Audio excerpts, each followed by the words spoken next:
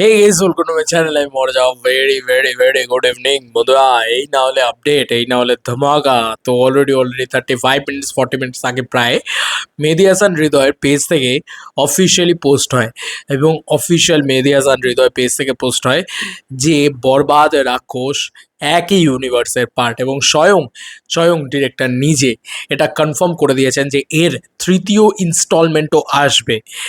তো এর থেকে বড় আপডেট আর কি হতে পারে বন্ধু? এর থেকে বড় আপডেট আজকে কেন, বাংলা ছবির জন্য আর কি হতে পারে বন্ধুরা?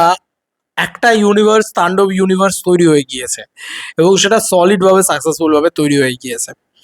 এর পরবর্তীতে আরও একটা ইউনিভার্স তৈরি হতে যাচ্ছে, এবং সেটা একদম অফিসিয়ালি কনফার্ম করে দিয়েছে স্বয়ং মেহেদী হাসান হৃদয়।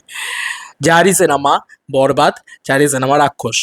বরবাদ রাক্ষসের পরবর্তী ইনস্টলমেন্টও আসছে পরবর্তী ঈদে সম্ভবত, এবং সেটা মেহেদী হাসান হৃদয়ই কনফার্ম করে দিয়েছে বন্ধুরা। অবাক বিষয়, অবাক বিষয়। এর থেকে বড় আপডেট আর কি হতে পারে?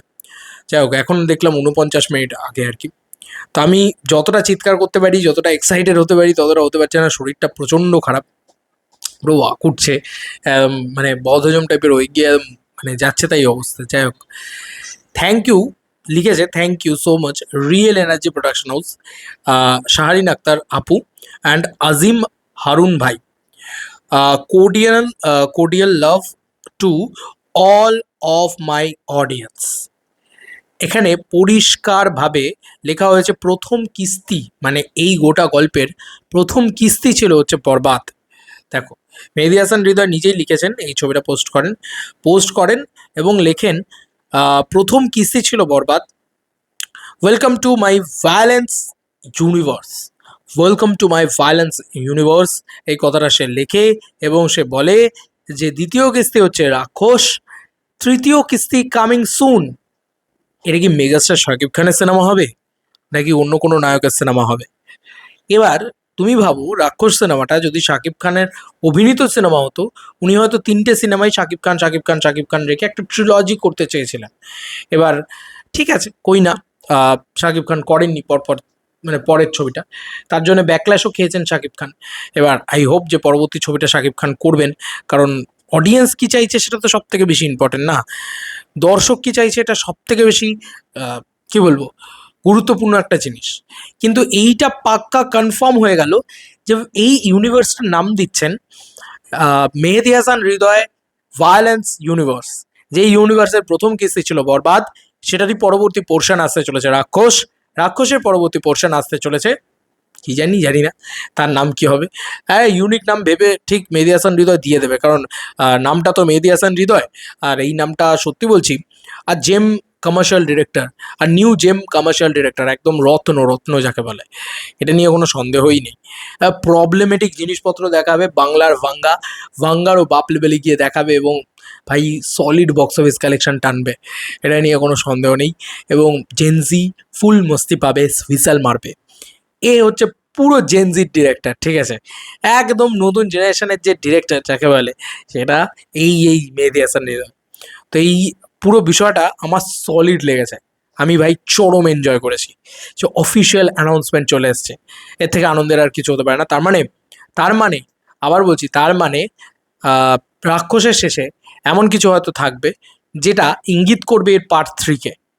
এবং দেখো, ট্রিলজি 3 রকমভাবে হতে পারে, 3টে ছবির ট্রিলজি হয়। দেখো, অনেক এরকম ছবি আছে যে ছবির কন্টিনিউয়েশন না হওয়া সত্ত্বেও ট্রিলজি, এরকম অনেক ছবি আছে, লেজেন্ডদের আছে, আহ, এরও আছে, যে থিমেটিক্যাল সিমিলারনেস আছে কিন্তু ট্রিলজি বলা হয় সেই ছবিকে। এরকম ধরনের ট্রিলজি আছে। ট্রিলজি মানে পরপর পরপর কিস্তি, যেটা তোমরা এখানে লেখা হচ্ছে। থিমেটিক্যাল সিমিলারনেস আছে, কিস্তি, লাভ অ্যান্ড ভায়োলেন্স ইউনিভার্স, ভালো কথা। এক্ষেত্রে সেরকম একটা ব্যাপার।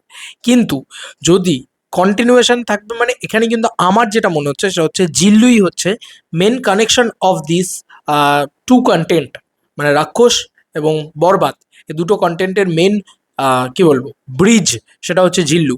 এবং জিল্লুর কানেকশন ধরেই কিন্তু আমার মনে হয় পরবর্তী গল্পটাও বলা হবে।